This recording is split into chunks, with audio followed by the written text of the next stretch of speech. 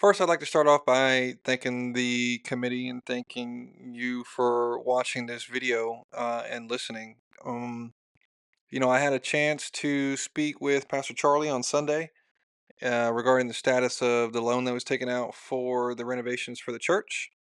Um, my takeaway from that quick conversation was that there was a number of questions that the church was looking for an answer to.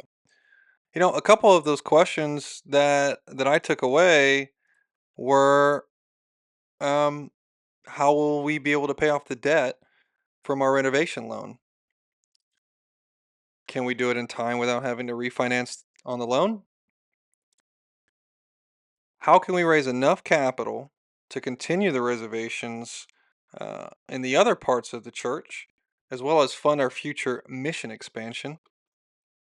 And how can we maximize our investment returns while reducing the risks in our portfolio? The answer to all of these is Bitcoin. Now, I'm aware that my audience may not be familiar with what Bitcoin is. So let me try and answer that. It is a decentralized, non sovereign, digitally native, global, immutable, fixed supply asset. Now, that may be a lengthy definition, but all of these words are important and make it a highly desirable asset. Now, you may be asking yourself, why should I listen to you about this, Mike? You don't have an educational or professional background that gives you the authority to provide financial advice. And with that, I would agree. But I'm not here today to ask you to listen to me. I'm here today to tell you what the most trusted financial and wealth advisors in the world are saying about Bitcoin. I can't think of a more trusted institutional and financial wealth advisor today than Larry Fink himself. I'll also have you listen to Matthew Siegel, who is the digital strategist for Van Eck, which is another well respected and trusted financial institution. Here's what they have to say about this. Now, BlackRock is not known as a gunslinger by any means. So you obviously must believe that this maybe is an alternative. Is this an alternative in order to be able, because of a deficit, maybe something long term people should have? Absolutely. As you know, I was a skeptic. Yes. I was a proud skeptic, and I studied it, learned about it, and I came away saying, okay, you know, my opinion 5 years ago was wrong. Here's my opinion today. This is what I believe in today. I believe the opportunity today. I believe Bitcoin is legitimate. I'm not trying to say there's not misuses like everything else, but it is a legitimate financial instrument that allows you to have maybe uncorrelated, non-correlated type of returns. It is an instrument when you believe that countries are debasing their currency, debasing their currency by excess deficits, and some countries are. And so I'm a major believer that there is a role for Bitcoin in portfolios. I believe you're going to see that as one of the asset classes that we all look at. I look at it as digital gold, as I said before, and I do believe there's a real need for everyone to look at it as one alternative to, I would say, the optimism that I have in the world. And I believe there's a great industrial use for it. And I think a lot of people are missing that. Yeah, it's a Some people call that look, fairy it's a tale. non-U.S. asset. It's an emerging markets asset. And while we were all hyperventilating about the election over the last week, BRICS had a conference in Russia. There's 6 new members of BRICS this year. So BRICS GDP is now greater than the combined GDP of G7. Of the 6 new members, 3 of them, Argentina, the UAE, and Ethiopia, are now mining Bitcoin with government resources. So there is tremendous urgency outside of the US to find a way to circumvent the irresponsible fiscal policy that we've been running here in the US. In fact, Russia announced an initiative. Their sovereign wealth fund is going to invest in a regional initiative to build Bitcoin mining and AI infrastructure throughout BRICS with an idea of settling global trade in Bitcoin.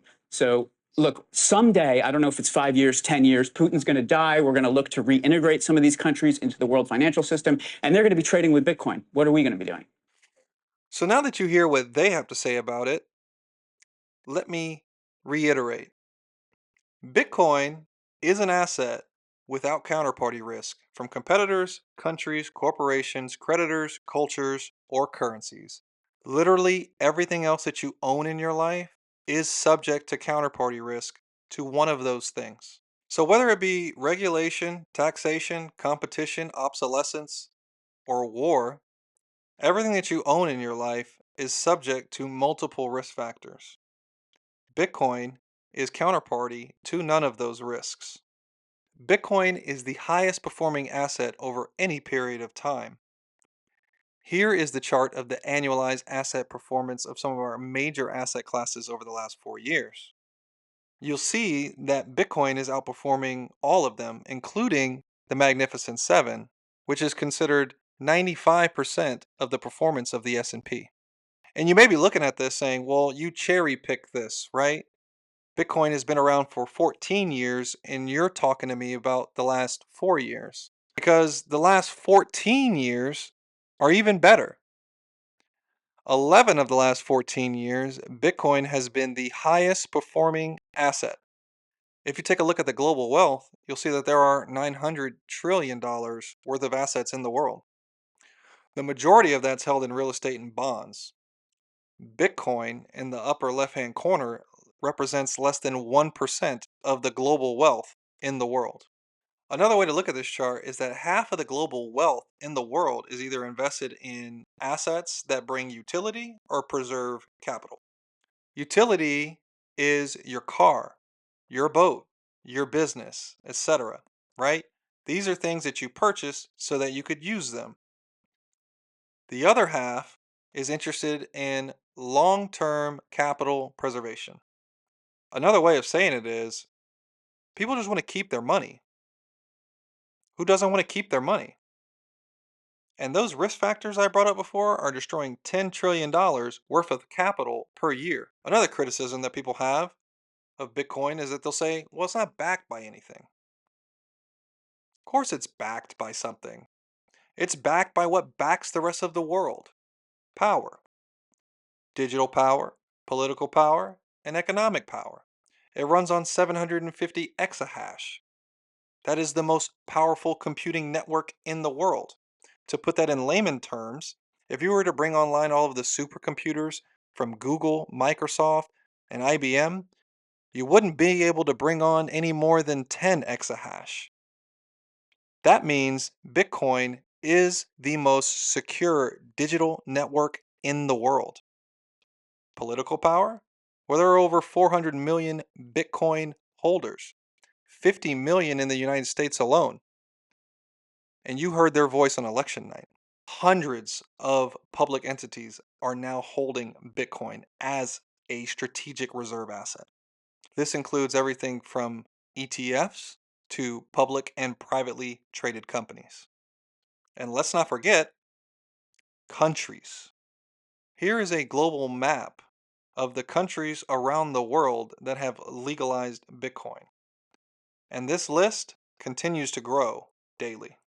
Of the top 25 ETFs this year in terms of year-to-date flows, half of them are spot Bitcoin ETFs or crypto-related ETFs. The point is, this isn't going away.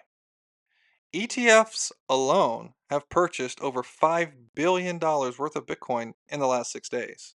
The problem with that is there's only $45 million worth of Bitcoin available for sale from daily sellers. Bitcoin is currently the seventh largest asset by market cap.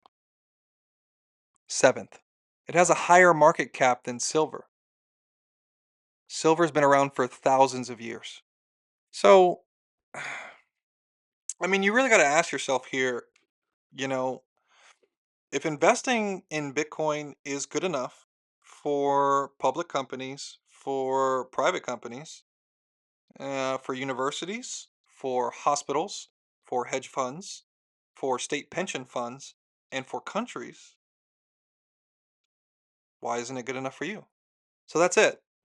I hope that you'll consider this information as a part of the committee's investment decisions. I know that there are some financial challenges ahead for the church. Yeah, and so if you have any questions, please feel free to reach out and we can discuss. All right, thanks.